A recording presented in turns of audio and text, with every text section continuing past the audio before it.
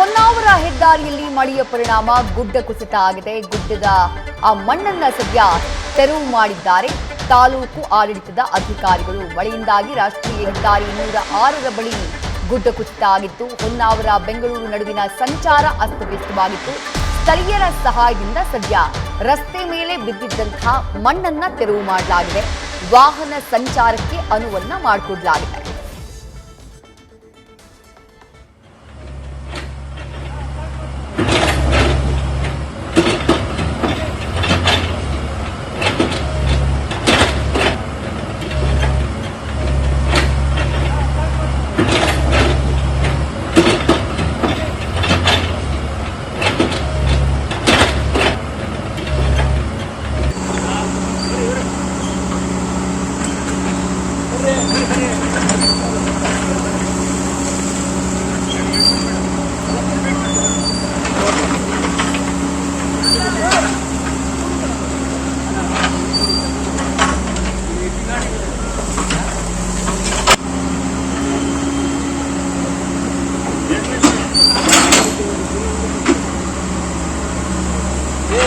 photo ಬರಬೇಕು ಅವ್ರ main ನಮಗೆ